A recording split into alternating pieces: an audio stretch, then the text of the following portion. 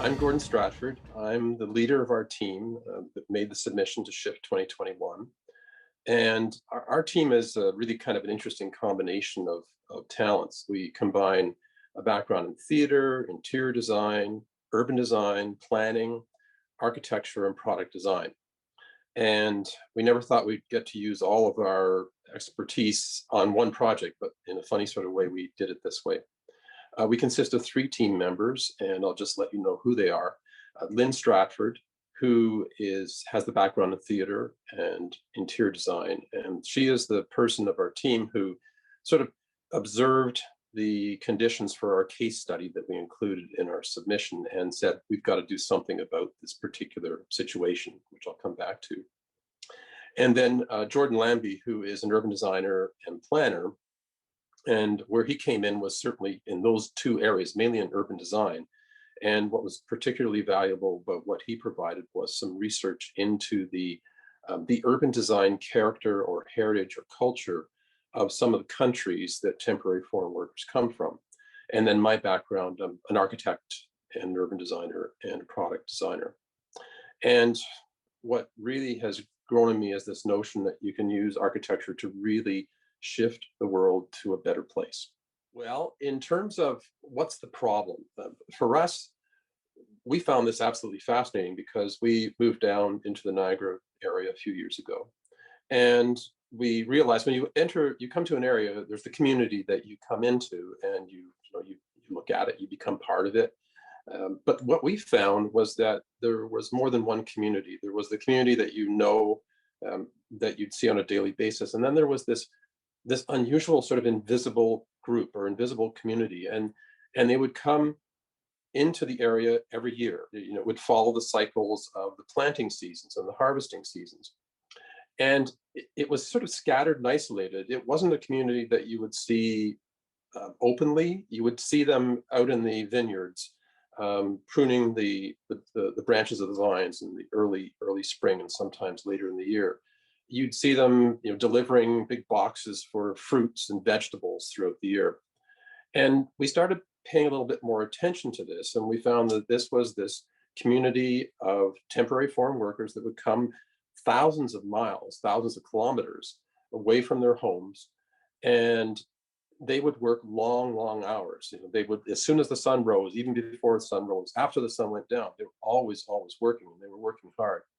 And we realized too that there was, in addition to them, they represented, each of them, a community back home. They might be the only breadwinner. They might be relied upon by many more, 5 people, 6 people, whatever that the generations might be at home, who would rely on them traveling so far and spending so much time away from their family. And to us, we looked at that and we went, this is one of the definitions of resiliency, of being resilient.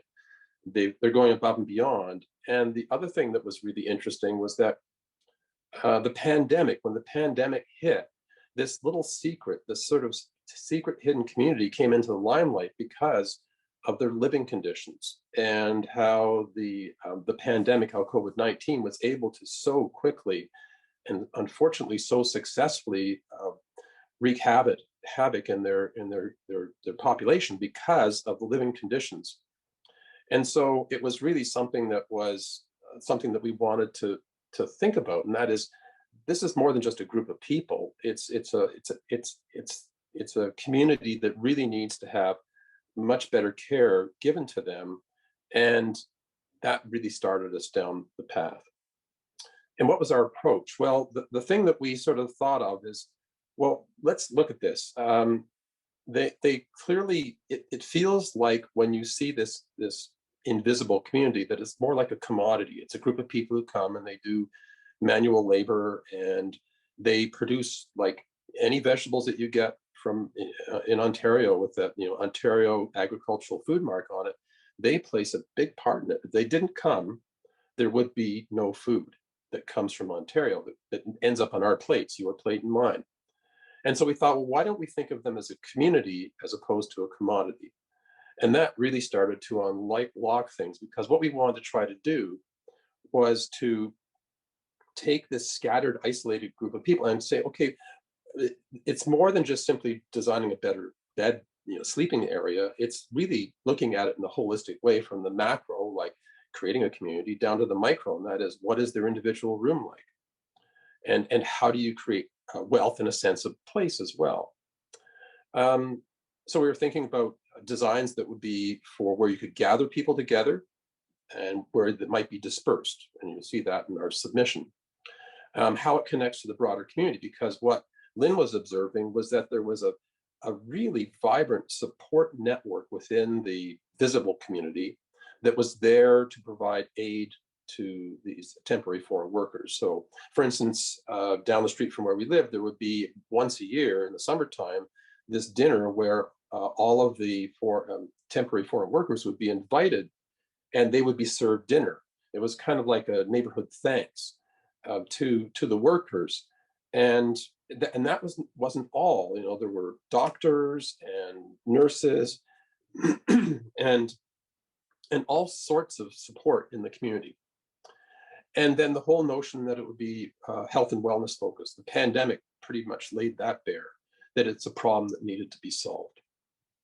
So why do we focus on this? Well, what sort of accelerated us was that the federal government, towards the end of last year, had a call for consultation.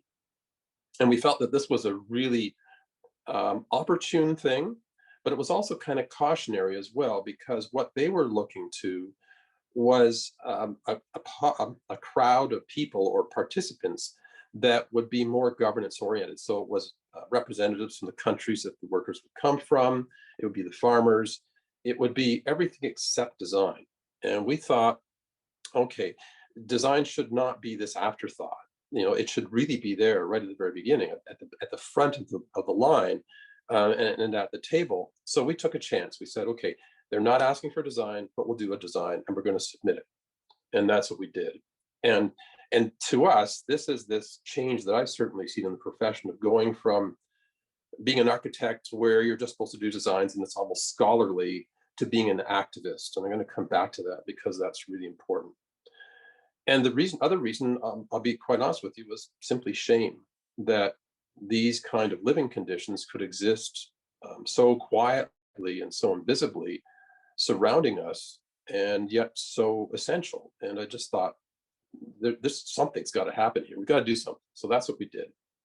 Well, first of all, why is it important to me? If I look at it just on a personal human basis, it's all about food. It's all about resiliency in food. And I must admit, I like eating, and most people do. And when you realize just how tenuous and how fragile the support network is for planting and taking care of and harvesting the fruits and vegetables that we enjoy locally, which is a great sustainability story, then you begin to realize that that's really important to you.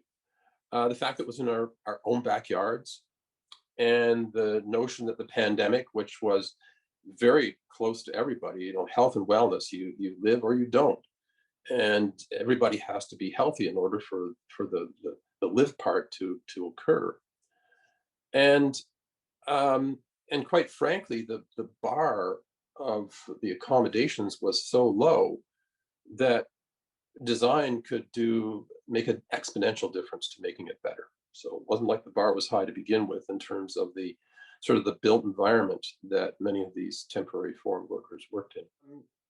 How does this extend beyond the initial site? Well, when we sat and looked at this, and Lyn observed locally,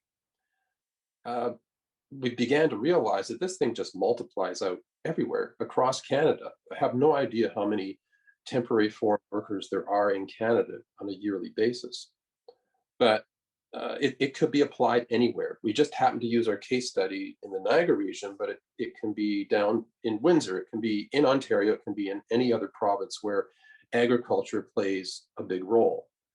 And it's not just outdoors, it's indoors. A lot of the agriculture now happens under glass and under plastic in the greenhouses. And that we knew that our design needed to be something that it could be site specific, it could be specific to the area, but it also had to be universal. And that's why in our design, we looked at different ways in which these buildings and communities could be put together. So, and you'll see in our submission, we have what we refer to as a village, a hamlet, and I think it's a homestead. And the reason behind that was that the farmers like to have their workers close at hand, that there's a very short distance between getting up in the morning and going out to the fields and working and then coming back to wherever you happen to stay at night.